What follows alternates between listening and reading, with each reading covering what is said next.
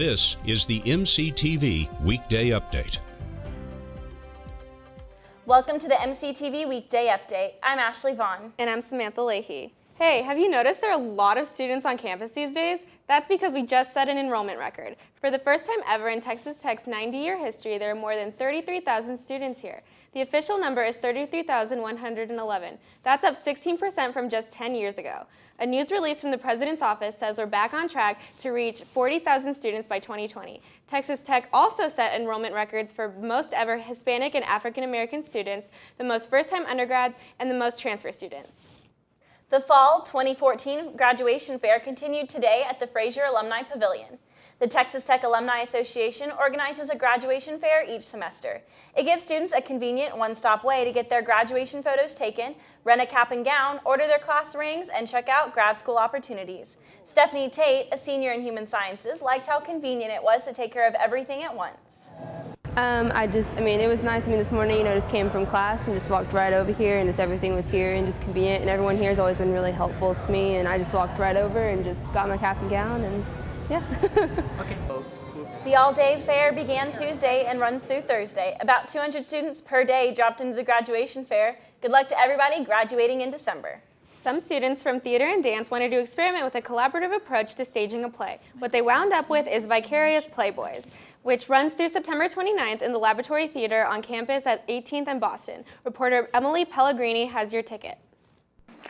Michael Flood and Nicholas Eron's show, Vicarious Playboys, a play about three friends, opened last night to a packed crowd. Well, it's about three friends. They've been friends since college, and they have a little activity they've got going on the side. It's something a little unconventional. A pregnant woman shows up in one of their offices claiming that he is the father of her child. But it's not. Somebody else has used his name.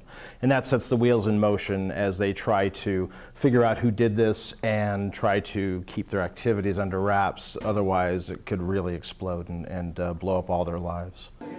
Trevor Wise, a first-year arts and admin graduate student, said he's enjoyed being a part of the department and this show in particular.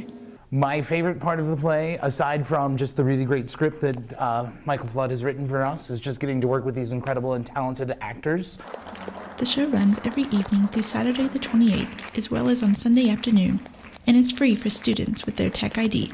It's a big national news day today, from Capitol Hill to the United Nations. Tanner Tate joins us live with today's top stories from the National News Desk. Tanner? Sam, Ashley, thanks. Let's start on Capitol Hill, where our own senator from Texas, Ted Cruz, had a very long night.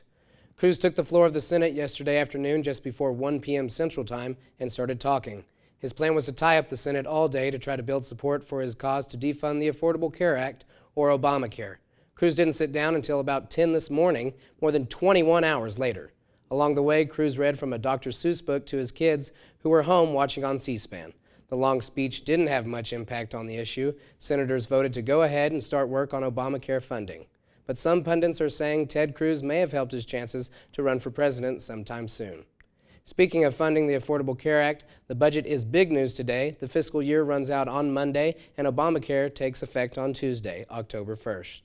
If Republicans in the House and Democrats in the Senate can't cut a deal, some government programs may be shut down, like national parks, passport offices, and the folks that issue gun permits. What won't shut down? Public safety. So we would still have Border Patrol, airport security, and the like. Finally, Iranians elected a new president, Hassan Rouhani. Some experts say he seems to be less threatening and perhaps more willing to compromise than Mahmoud Ahmadinejad, who he replaced. So there were high hopes that Rouhani and President Obama might meet up while both were at the United Nations for their yearly General Assembly meeting yesterday. And they have lots to talk about, especially Iran's nuclear program and the U.S.-led sanction to punish them for it. But they didn't meet up. The Iranians said they were just too busy. Some critics are saying the president got snubbed, but some others think Rouhani is still likely to reach out more than his predecessor. Ashley, Sam, thank you. Now, 21 hours is a long time to talk. What would you have come up with to say? What's the craziest thing you would have come up with if you were Ted Cruz? Probably the craziest thing I could have come up with, I would have pulled something from Miley Cyrus's playbook. Well, that would have been pretty interesting. A lot happening around the nation this week, Tanner. Thanks. Closer to home, we're looking at some really nice weather today in Lubbock. Yeah, we sure are. Let's take a look outside of the MCTV Live Tower Cam.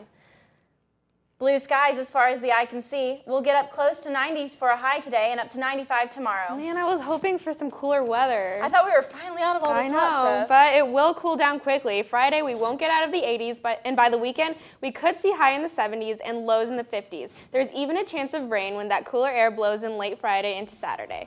Well, thanks for joining us this Wednesday edition of MCTV Weekday Update. Check ttuhub.net every day for more news, and we'll see you tomorrow. Stay classy, Red Raiders.